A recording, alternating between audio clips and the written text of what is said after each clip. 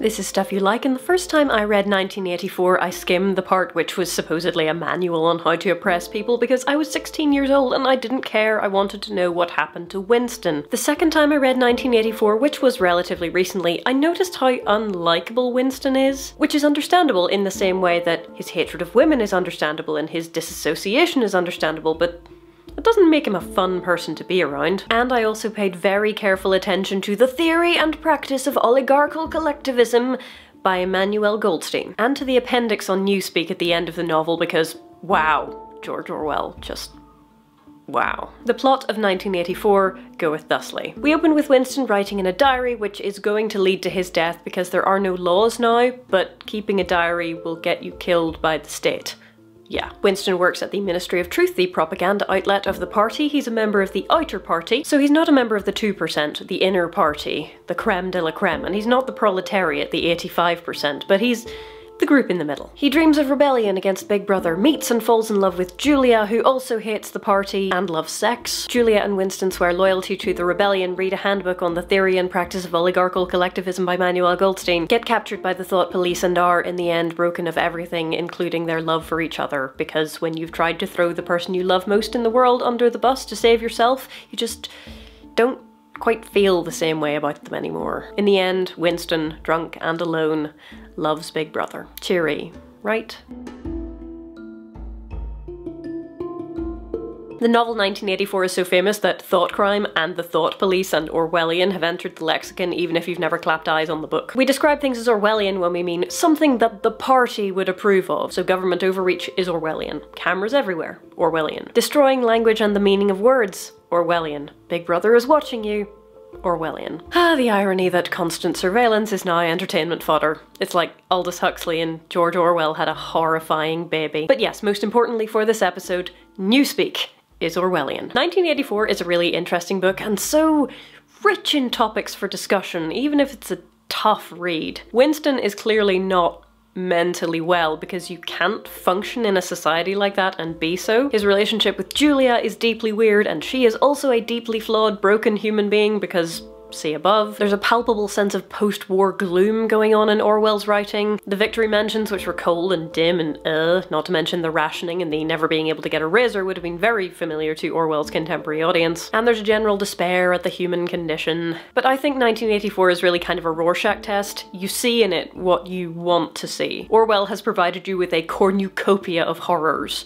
so you can just pick out the ones which strike the core of you. Good novelists have to be razor-sharp observers of humanity and history and human nature, and George Orwell was certainly all of those things. I think that's why everyone loves him. I mean, conservatives love George Orwell because his is the ultimate in big government doing your thinking for you. Libertarians love George Orwell. Liberals love George Orwell. I'm having trouble thinking off the top of my head of a group who wouldn't be able to find something in George Orwell that they could point to and say, look, Orwell thought this sucked too, this is a mark of a degenerate society. Whether it's scrapping science, or public figures lying being commonplace and expected, or no, truly we've always been at war with East Asia because the party says we have, or 2 + 2 = 5 if the party says so, no right to privacy or individual opinion, everything being cold and miserable and in short supply, the thought that anyone could betray you and that if you are betrayed you will not just die, you will be erased from existence.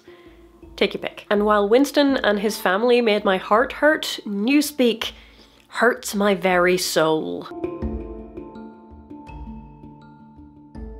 In Newspeak, there is no word for science. The empirical method of thought on which all the scientific achievements of the past were founded is opposed to the most fundamental principles of IngSoc. Science is inimical to Crime Stop because rationality requires you to follow your thoughts to a logical conclusion. Crime Stop means the faculty of stopping short at the threshold of any dangerous thought, and includes the powers of not grasping analogies, failing to perceive logical errors, misunderstanding the simplest arguments if they are inimical to IngSoc, and of being bored or repelled by any train of thought which is capable of leading in a heretical direction. Crime Stop, in short, means protective stupidity, but stupidity is not enough. Intellectual dishonesty as the overarching principle of your life. When we talked about motivated reasoning in the Da Vinci Code, same kind of deal, but consciously chosen. We naturally wish to dismiss arguments which are in opposition to our current views, but Crime Stop would have you not even think about them. And then there's Newspeak itself, which is here to help you with that. That's new speak as opposed to old speak, by the way, not news speak. Common misconception. The point of Newspeak is to make rebellion impossible because you don't have the words to express it. If you cannot name your problem, you cannot change it and you cannot solve it. I mean, yes, the whole of 1984 is depressing, but the appendix is a manual on how to make heretical communication impossible. To take the example given in the appendix from the Declaration of Independence, we hold these truths to be self-evident that all men are created equal, that they are endowed by their creator with certain unalienable rights, that among these are life, liberty, and the pursuit of happiness. No chance, because equality in the broader sense cannot be expressed in Newspeak. All mans are equal is a possible Newspeak sentence, but merely expresses an obvious untruth. All mans are not the same size or weight or strength, and so don't be ridiculous. You might as well say all mans are red-haired. In Newspeak, there is no such thing as political or social or economic equality. Yeah. The idea is to control thought by controlling language. Newspeak wants there to be one clearly and narrowly defined meaning for each word, and no more. You can also use it to obscure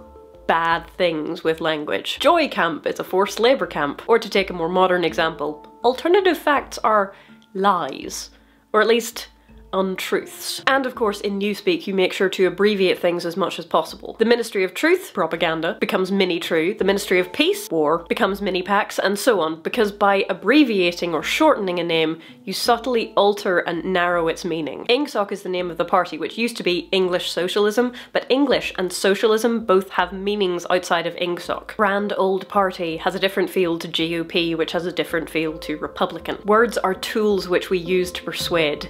Newspeak turns every word into a hammer to beat orthodoxy into your brain. Also high up on my horror list is the fact that there are no laws, so you can't commit a crime, but if you commit thought crime, which surely is a crime, you can be punished for it. Of course, when it comes to thought crimes specifically, the clue is in the name. Thinking, thought, is a crime. But beyond that, a crime is whatever the party says is a crime, and it's turtles all the way down. 1984 turns your relationship with the state into a relationship with the most powerful, capricious, controlling abuser you have ever imagined in your wildest nightmares. War is peace, freedom is slavery, ignorance is strength, believe it or die. If there are no laws, then anything is a crime, and by saying it is a crime, the party make it so. If depressingly on-point dystopias are your thing, then you may well enjoy reading 1984. Even if it doesn't sound like your thing though, if you have even a passing interest in language or politics or how words shape debate, you should give the appendix a read. It's public domain, so you can get it for free, at least until the party bans it. Thanks for watching this episode of Stuff You Like. If you have read 1984 or seen one of the many adaptations of it, leave a comment and let me know which bits got under your skin. As always, thank you so much to my patrons for making this show possible. If you would like to join them, then there is a link to the right of my face. And regardless, unless I am made into an unperson, I will see you next time.